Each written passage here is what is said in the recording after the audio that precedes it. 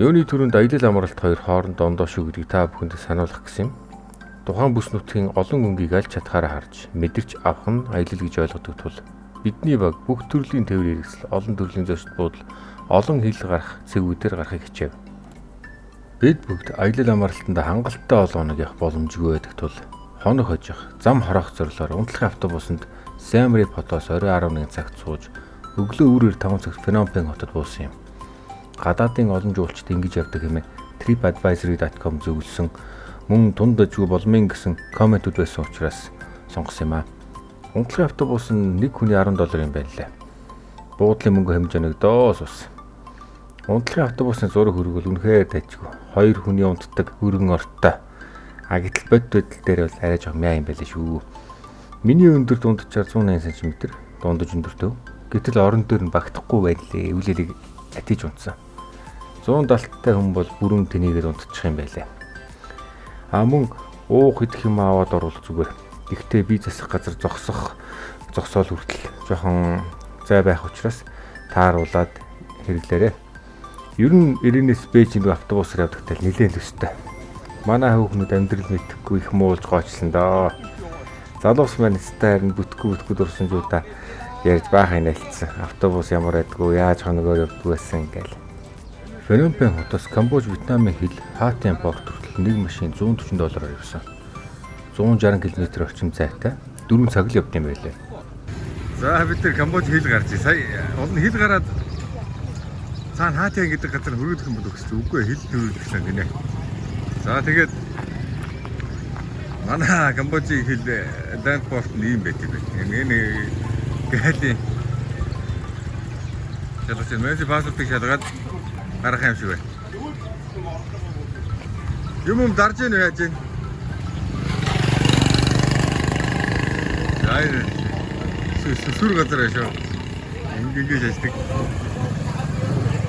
Тэр одоо нэг Камбожийн хилээс гарах гэж энэ үнэн бүтэхгүй яг манай замын үед. Манай замын үдээс долоон дор болгосон хөлбөр бид нар мөнгө төгрөг нэхэж мөхөд гарахын хооронд кино болж штэ.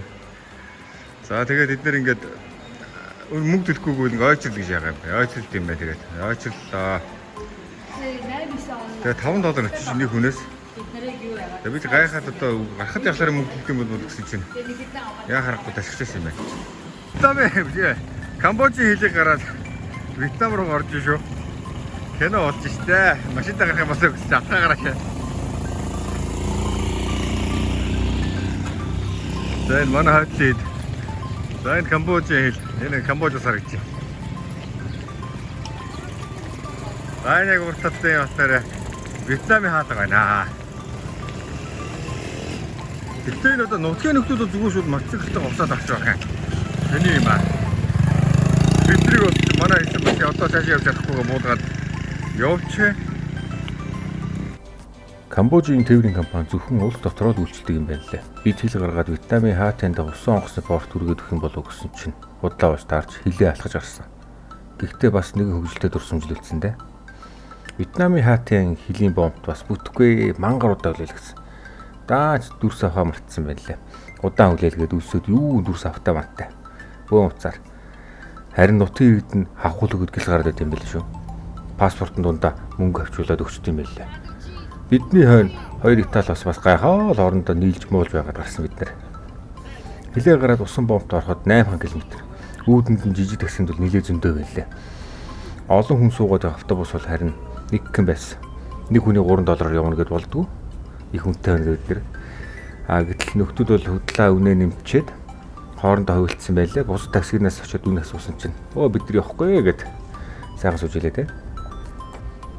За хэрхэн машин болон автобусаа захих вэ гэхээр Phnom Penh дээр анх буудлын дээр буухад буудлын хүн нь зуучлж өгсөн байдیں۔ Одоо тэр ирсэн хүн нь бол бүх асуудлыг нь бол зохицуулаад Камбож дотор хунааны бүх асуудлыг шийдээд өгчнөө. Тээврийн компани бол менежерээ явуулчихд юм байл. Менежер хурж ирээд бүх үнэ тохиолд авчин тэр чэнэс тэр хүртэл тэр энэ чэнэс тэр хүртэл тэгж явнаа гэдэг.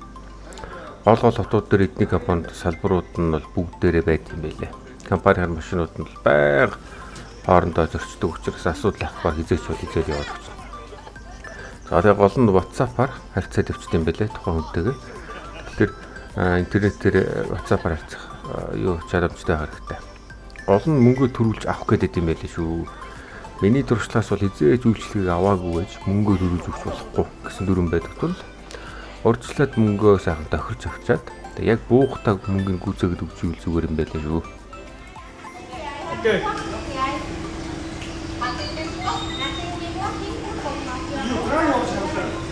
Просто хэмтэн $10 гэдэг байна. Тэрийг буулгахад үзээд байсан юм гэж. Сайн дээр лугаас тийм байсан. Би самбарыг яагаад юм нэмээд байгаа гэж үзээд байдаг.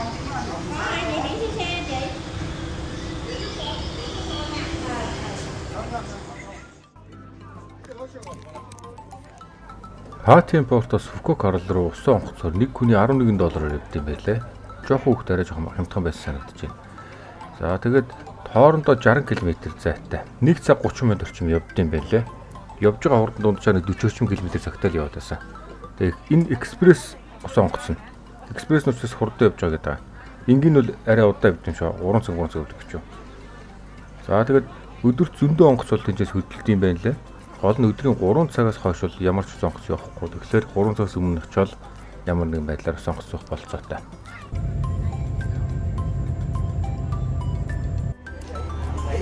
За бид нэр Хатя гэдэг портоос Фукуокийн арал руу хүрээд ирлээ. Усан онгоцоор ирлээ. Экспресс гинэ. Үүний $11 болт юм байна. Тэгээд одоо манай эдмээр гарч ирж байна.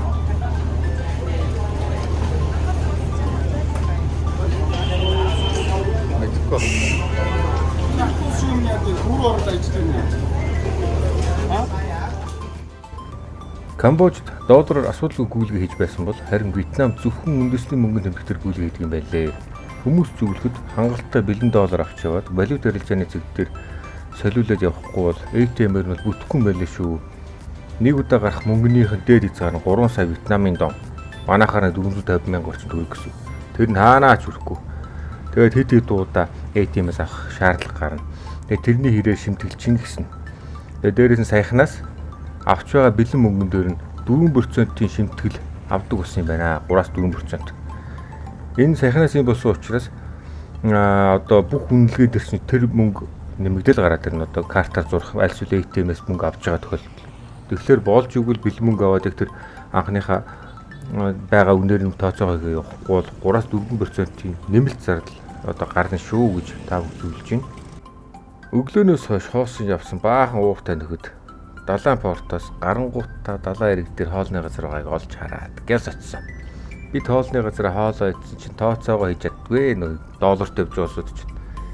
Тэгээд нэг хоёр таксинд жолооч олж ирээд тийшээ хөргүүлэх гэсэн юм гэсэн чинь нөгөө хоёр маань бидний өмнөөс тооцоог хийж өгөөд харин буудлын дээр очиж байгаа нөө доллароос солиулж байгаад таксины мөнгө болон хоолныхоо мөнгийг нөгөө хоёрынд өглөө. Тэндээ бол 10 хүн хоол идээд дээрэс нь буудлын хүртэл 2 машинаар такситад $43 болсон. За ингээд дараагийн дугаар хүртэл баяртай.